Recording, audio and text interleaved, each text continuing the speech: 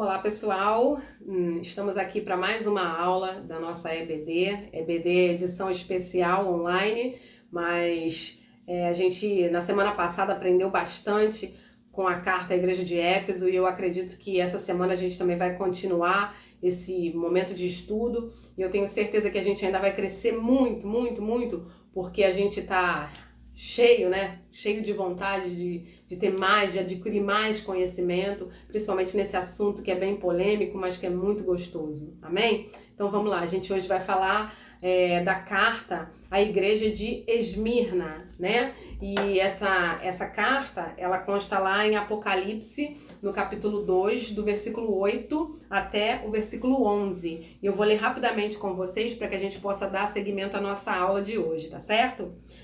Ao anjo da igreja de Esmirna, escreve: Isto diz o primeiro e o último, o que foi morto e reviveu. Conheço a tua tribulação e a tua pobreza, mas tu és rico, e a blasfêmia dos que se dizem judeus, e não o são, mas são sinagoga de Satanás. Não temas as coisas que estás para sofrer. Escutai, o diabo lançará alguns de vós na prisão para que sejais provados, e tereis uma tribulação de 10 dias. Sê fiel até a morte. Eu te darei a coroa da vida. Quem tem ouvidos, ouça o que o Espírito diz às igrejas. O que vencer, de modo algum, sofrerá o dano da segunda morte. Primeira coisa que a gente precisa aí aprender, né, é o significado de Esmirna. E a gente estudando, a gente entendeu que Esmirna, né, significa mirra. E o que vem em ser mirra? Mirra é um tipo de substância, né, que tem uma substância odorífera, né, que tem um odor.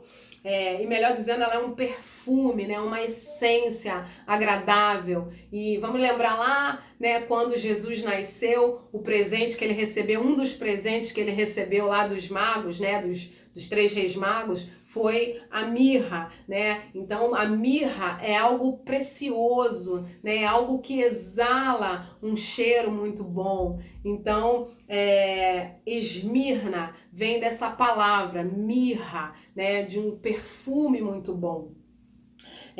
Eu quero dizer que essa cidade de Esmirna, ela estava geograficamente muito bem situada ali na Ásia, né? E ela, diferente das outras 7 igrejas que a gente vai continuar estudando, né? Ela é a única que permanece até os dias de hoje, óbvio que com o nome de Izmir, que é o nome dela hoje, que fica lá na Turquia, né? E ela que movimenta, essa cidade de Izmir, que hoje ela movimenta um posto na costa oeste da Turquia, ela movimenta um porto, desculpa, na verdade, na costa oeste da Turquia, e vocês estão vendo aí a foto ilustrativa dessa cidade, né, que parece ser uma cidade belíssima, né, com toda certeza. E essa cidade, ela ficou conhecida como a Coroa da Ásia, né? Porque era a cidade mais bela ali da Ásia naquela época, né? E comercialmente ela era uma cidade muito bem sucedida, era uma cidade muito influente, né? Que proporcionava grandes jogos e competições. Isso tudo são achados históricos, né, que a gente veio estudando um pouquinho sobre esse assunto e aí foi descobrindo essas coisas que a gente está colocando aqui, principalmente sobre isso que a gente está colocando agora, sobre grandes jogos e competições dessa cidade. E apesar de ser uma cidade belíssima, geograficamente, como a gente está colocando, Esmirna era uma cidade idólatra, né? Era uma cidade que tinha vários templos que eram dedicados aos ídolos, né, a ídolos como Zeus, Afrodite, que você já ouviu falar aí lá no seu tempo de escola, né, você já ouviu falar sobre esses deuses. E Esmirna, apesar de ter toda essa beldade, né, de ter todos esses atributos como cidade, era uma cidade que era extremamente idólatra. E ela vivia, né, em oposição ao cristianismo e era conduzida pelo imperador romano. Então, esse imperador, ele tentou fazer com que os cristãos se prostrassem a ele, adorassem a ele, né? Ele tentou fazer com que esses cristãos declarassem que ele era o Senhor, esse imperador. E os cristãos, obviamente, se recusaram. Por isso, Esmirna é caracterizada como uma igreja sofredora, a igreja perseguida, é a igreja de Esmirna. E por conta de tudo isso, né, muitos cristãos que se recusaram a professar a fé, né, a abnegar, a negar a fé em Jesus, eles foram perseguidos e perseguidos até a morte. Eles foram afligidos e perseguidos até a morte. Muitos eram jogados em arenas de leões, outros eram crucificados, outros eram jogados em fogueiras, né, para serem mortos vivos. E por conta de tudo isso que estava acontecendo ali, Jesus escreveu essa carta à igreja de Esmirna, por intermédio de João. A gente aprendeu já desde a primeira aula, a carta de Éfeso, né, de Efésios. A gente aprendeu que João, né, ele através de Jesus, ele escreveu ao anjo da igreja. A gente também aprendeu que esse anjo da igreja, ele é representado pela figura do líder, do pastor. Então essa carta foi escrita, né, direcionada ao anjo dessa igreja. E aí também, dentro desse contexto histórico, a gente quer destacar a figura de um homem chamado Policarpo. Esse homem, quem era Policarpo, né? Esse homem, ele era um discípulo de João, do apóstolo João, e ele era um líder da igreja. Ele testemunhava a vida de Jesus e ele fazia cumprir a vontade de Deus. Esse homem, por causa da sua fé, ele foi condenado à morte. Então, ele foi queimado vivo numa fogueira. E segundo os historiadores, um dos discursos dele foi que por 86 anos eu servi a Jesus e ele nunca me fez mal. Por isso eu não o nego. Ele se recusou a chamar o imperador de Senhor e por conta disso ele foi morto. Então o que mais a gente pode aprender aqui, né? Jesus se declara nessa carta de duas formas. A primeira forma, Jesus se declara como Deus eterno. Ele diz, como o primeiro e o último, lá no versículo 8, né? O primeiro e o último. Então a primeira coisa que a gente aprende com relação a essa carta, a figura de Jesus nessa carta, nessa igreja, é que Jesus se diz que ele é o primeiro e o último. Jesus se diz como Deus eterno. A segunda coisa que a gente aprende é que Jesus também se identifica como Cristo ressurreto. Ele fala lá, olha, o que foi morto e reviveu. Lá no versículo 8 do capítulo 2. Então, Jesus vê as duas formas que Jesus se manifesta à igreja de Esmirna, exatamente mostrando ele como Deus eterno e se mostrando como o Cristo ressurreto, aquele que foi morto e que reviveu. Por que Jesus escreveu essa carta?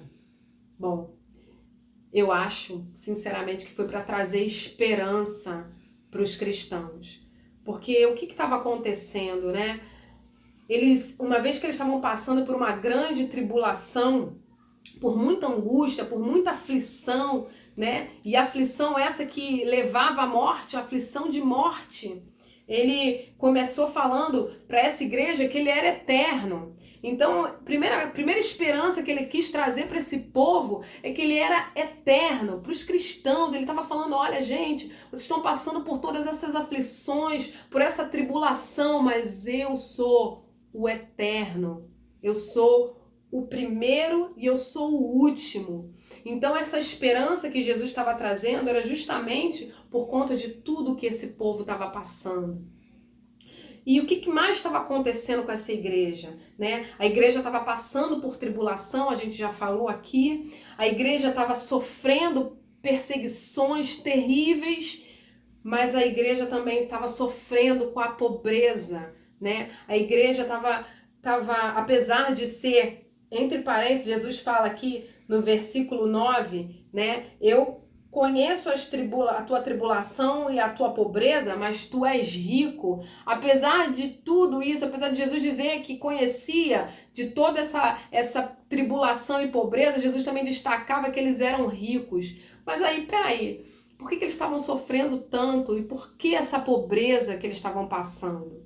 Justamente porque por eles serem cristãos, eles estavam sendo saqueados, roubados. O regime do imperador estava fazendo com que os seus bens, os imóveis, os seus bens materiais fossem roubados. Então eles estavam vivendo extrema miséria, estavam vivendo extrema luta por conta de tudo isso.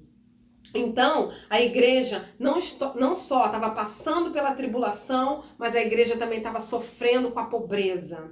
Então, eu também queria lembrar que em todas as cartas às igrejas, né, Jesus ressalta os pontos positivos delas, mas ele, em algum momento, ele repreende as igrejas. Ele ressalta os pontos positivos, mas ele também repreende as igrejas. Só que na igreja de Esmirna é a única igreja que Jesus não repreende. Jesus só fala para ela, traz esperança para ela. Jesus traz uma palavra para a igreja de Esmirna e não a repreende. Mas por que será que Jesus não estava repreendendo? Se nas demais cartas ele ressalta os pontos positivos, mas não repreende. Por que será? Justamente porque essa igreja, ela estava passando por muitas lutas, por muitas dores, mas ela não negava Jesus. Ela reconhecia o tempo todo que Jesus era Deus, Jesus era o Cristo, o Filho do Deus vivo, que veio para salvar, que veio para trazer esperança, que veio para trazer vida eterna. Então, queridos, essa igreja, Jesus não repreendeu, porque Jesus via o quanto eles o amavam. E aí a gente estava falando também que eles eram ricos, apesar de toda essa pobreza, mas como eles eram ricos? Eles eram ricos espiritualmente. O fato deles não negarem a Jesus, o fato deles estarem dispostos a morrer por Jesus, fazia com que eles fossem ricos, fortes espiritualmente. O fato deles estarem passando por tudo isso, ainda assim, não fazia com que eles quisessem ter uma vida diferente que não fosse como Jesus. Então, por conta de toda essa tribulação, por passar tudo que eles vinham passando, né, a miséria, a fome, a angústia e a morte, Jesus não os repreendeu, porque Jesus tinha muito amor por eles, por ver que eles, por amor a ele, eram capazes de morrer por ele. E isso os aproximava ainda mais de Deus. Era uma igreja que estava muito próxima, bem próxima de Jesus, do coração de Deus. E aí eu pergunto para você, é exatamente assim que a gente vive hoje, não é? Quando a gente passa por uma luta, quando a gente passa por uma tribulação, por uma situação de aflição difícil, às vezes na nossa casa, no nosso trabalho, às vezes uma situação de saúde, né, de enfermidade, o que a gente faz? A gente chega mais perto de Deus, não chega? A gente se aproxima mais de Deus, a gente quer mais estar com Jesus, quer mais estar com Ele, porque é nele que a gente sente segurança, não é verdade? E o que mais estava acontecendo nessa igreja? Uma das coisas que também estava acontecendo era a oposição dos judeus.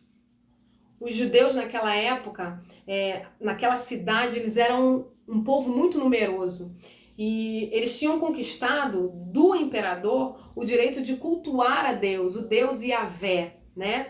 Então eles tinham conquistado esse direito e eles não queriam abrir mão disso. Então, assim, se eles estivessem andando com os cristãos ou se fossem vistos com os cristãos, eles poderiam perder esse privilégio de poder servir, de poder cultuar a Deus como eles queriam. Então eles, começaram também uma grande perseguição aos cristãos. E eles também consideravam os cristãos como se fosse uma seita, né? Porque os cristãos, eles pregavam o quê? A vida de Jesus, a morte, né? E a ressurreição de Jesus. E isso para eles era uma abominação. Eles consideravam que eles eram uma seita, era algo abominável, era algo que inadmissível para os judeus. Então, por conta disso, eles foram responsáveis por muitas mortes de muitos mártires, né? De apóstolos, dos discípulos, né? Que foram mortos impiedosamente, né? Crucificados, como eu disse, jogados em fogueiras, né? Jogados para os leões comerem, uma coisa terrível. Então, os próprios judeus perseguiram os cristãos. Essa igreja, como eu disse, é caracterizada como a igreja perseguida. E os judeus, eles foram responsáveis por essas perseguições, inclusive daqueles que nós falamos lá no início, do Policarpo, lembram? Os judeus foram responsáveis porque eles delataram o Policarpo, dizendo que ele não adorava o imperador. Mas olha que ironia, né? O mais interessante disso tudo é que os judeus, eles também não adoravam o imperador. Os judeus adoravam a Deus. Os judeus cultuavam, tinham o culto deles a Deus, ao Yahvé. Mas eles não foram piedosos com Policarpo. Como Policarpo era um cristão que pregava o evangelho, que falava da morte e da ressurreição de Jesus, eles delataram esse cristão, esse homem de Deus, para que ele fosse morto e, como eu disse, morto numa fogueira, né? Foi jogado numa fogueira. Então, os judeus, eles não queriam perder a permissão que eles tinham por conta dos cristãos, né? Por conta da influência dos cristãos. Então, por isso também a perseguição dos judeus. Apocalipse 2:10, no versículo 10, Jesus fala assim, olha, não temas as coisas que estás para sofrer. Ele avisa também que o diabo lançará alguns de vós na prisão. E a prisão, naquela época, representava o julgamento e a morte. Diferente da prisão de hoje, aquele que vai preso, né, ele tem o direito de ficar lá encarcerado por alguns anos e aí por um período ele sai, logo depois de um período ele sai, ou depois que ele cumpre a sua pena ele sai. Naquela época a prisão significava a morte. Naquela época a prisão significava julgamento. A pessoa era julgada e a sentença era a sentença de morte. E Jesus fala também, olha, tereis uma tribulação de 10 dias. Só que essa tribulação aí, esse período de 10 dias, esse simbolismo dos 10 dias, eu vou deixar aí para a mão dos universitários, para os professores discutirem aí com vocês essa questão dos simbolismos dos 10 dias, né? Porque tem alguns pensamentos a respeito dessa questão do tempo, né? De 10 dias. E aí vamos deixar isso aí para os universitários, para os mais preparados falarem a respeito, tá certo? E Jesus fala também que ser fiel até a morte e dar-te-ei a coroa da vida. Então, queridos, a gente entende que existe uma recompensa. E que recompensa é essa? Essa recompensa é para o que vencer. Essa recompensa diz assim, olha, de modo algum sofrerá o dano da segunda morte. Sabendo que a primeira morte é a morte física, a morte do corpo, da matéria, a segunda morte é a morte da alma, a morte do espírito. Então, Jesus promete para aquela igreja a recompensa da vida eterna. E o que a gente aprende aí com todo esse estudo que a gente está trazendo hoje aqui da igreja de Esmirna? Que essa igreja era uma igreja que estava no coração de Jesus. No coração de Deus. Jesus se preocupou que eles estavam passando por aquela tribulação por causa dele. Então Jesus se preocupou e falou assim: eu vou levar esperança para eles. E aí Jesus disse aqui: olha, eu sou o primeiro, eu sou o último, aquele que morreu, aquele que ressuscitou.